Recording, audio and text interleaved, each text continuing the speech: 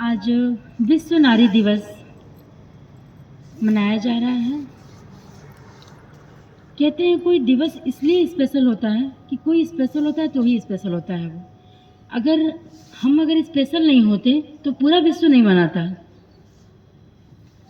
आज बहुत अच्छा। नारी कहते हैं ना कि जननी है, इस पूरे ब्रह्मांड को, पूरे यूनिवर्स की दात्री है।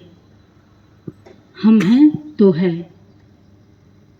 सिर्फ शिव के होने से पूरी ब्रह्मांड की सृष्टि का निर्माण नहीं हुआ, शक्ति के भी होने से ही निर्माण हुआ है। कहते हैं शिव और शक्ति के मिलन से मनु और शतरूपा की वंशज हैं हम। ब्रह्मा के मानस पुत्र है मनु और उन्हीं के मानस पुत्री हैं शतरूपा।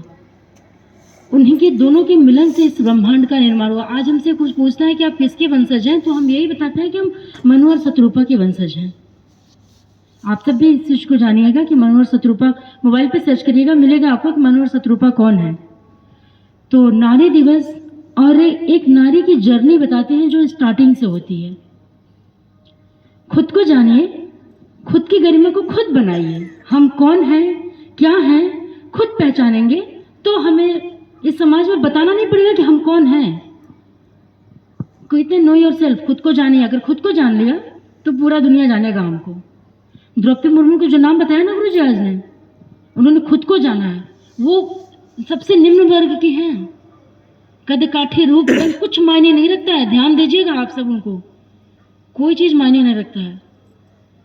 मायने अगर कोई रखता है तो आपका व्यक्तित्व मायने रखता है, आपके अंदर की गरिमा मायने रखती है, आपके अंदर का तेज मायने रखता है, आपके अंदर का एनर्जी लेवल, जो कह रहे हैं ना कि शक्ति, जो आपके अंदर की शक्ति है ना, वो मायने रखती है। तो कहते हैं कि जब हमारा जन्म होता है तो ही कहा जाता है कि पुत्री रत्न प्राप्त हुआ, हमें रत्नों में लिया गया है। बैठ के कपालभाति करिए। उसके बाद फिर हम बड़े होते हैं तो कहते हैं कि बेटियां 2 कुलों का निर्माण करती हैं। बेटियां 2 कुलों की इज्जत करती हैं, 2 परिवार को संभालती हैं। शुरू से किसी पुरुष के लिए कहा गया है क्या ये पुत्र रत्न प्राप्त हुआ है? ये कम सुनते हैं हम लोग। घर में लक्ष्मी आई है, बहू का जब प्रवेश होता है तो लक्ष्मी कहा जाता है कि लक्ष्मी का प्रवेश हुआ है। और फिर कहते हैं ना कि जो औरत माँ बनती है तो कहते हैं वो उन्होंने कुल को तार दिया, कुल को तार दिया। ये सब काम पुरुष भी करते हैं क्या? एक समय था जब भारत जगत गुरु था, तो वहाँ की उस टाइम की जो औरतें थी ना, जैसे लोपामुद्रा हो गई, अपाला हो गई, गार्गी हो गई, सत्यवती हो गई, सावित्री हो गई, अनुसुईया हो गई, ये ऐसी महिलाएं थी जिन्हें पूरा इतिहास ब्रह्मांड याद रखता है। आज भी जब कहते हैं ना, जब तक सूरज चांद रहेगा तब तक इन विदुषियों का नाम रहेगा। ये औरतें ही हैं, ये हम हैं, और हमें खुद को पहचानना है कि हम कौन हैं। आज का दिन सिर्फ इसलिए हमारे लिए स्पेशल है कि कम से कम एक दिन तो अपने बारे में जानिए। हम बड़े हुए हैं, पढ़ लिख लिए, शादी ब्याह कर लें, परिवार को संभाल रहे हैं, घर को संभाल रहे हैं। जिस परिवार की औरतें मर गई हैं ना आज, उनके परिवार की भी दशा देखिएगा, उनके बच्चों की दशा देखिएगा,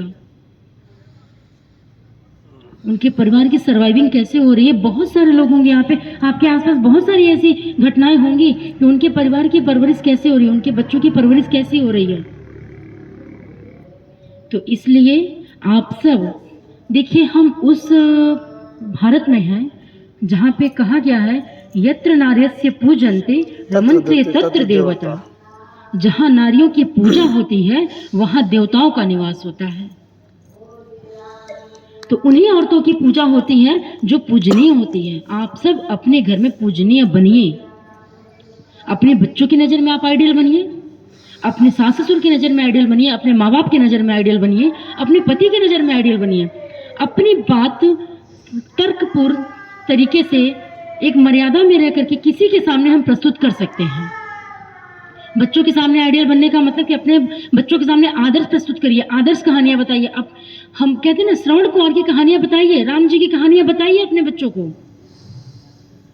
और राम जी की कहानी, श्रवण कुमार की कहानी बताने के लिए सबसे पहले आपको भी श्रवण कुमार की कहानी जाननी होगी। राम जी की कहानी जाननी होगी। बेटी है तो सावित्री की कहानी बताइए, सीता की कहानी बताइए कि बेटा जिंदगी में संघर्ष चाहे जितना। सावित्री के बारे में जानते हैं आप सब, एक राजा की बेटी थी वो, लेकिन जो उनके पति का नाम सत्यवान, सत्यवान के उनको पता था कि सत्यवान का लाइफ 1 साल का है, सत्यवान की लाइफ 1 साल की थी, फिर भी उन्होंने कहा कि नहीं, अगर मेरा भाग्य इन्हीं से जुड़ा है तो हम अपने पुरुषार्थ से इनके भाग्य को बदल देंगे, और बदल ही दिया। बट सावित्री की पूजा आज तक होती है, ना जाने किस युग में सावित्री थी और आज तक पूजा होती है उनकी। तो इसलिए आप सब खुद को जानिए, पहले हम कौन हैं, अपने अंदर की शक्ति को पहचानिए। हमने आप सबसे बताया था ना कि सूर्य अर्घ्य जब देती हैं तो वहां पे ध्यान रखिए, आपके अंदर की जो ऊर्जा है, तेज है, वो आपके माथे पे दिखेगा, स्पष्ट दिखेगा। किसने किसने किया ऐसा, वो करिए आप सब करिए इस चीज को। अगर आप ऐसा करते हैं तो आपके अंदर प्रखरता आएगी, निखरता आएगी, आपका कहते हैं ना जीवन ही चमक जाएगा। और हम एक बात और कहेंगे कि हम ऐसे गुरु के सानिध्य में हैं जो महिलाओं को आगे बढ़ा रहे हैं।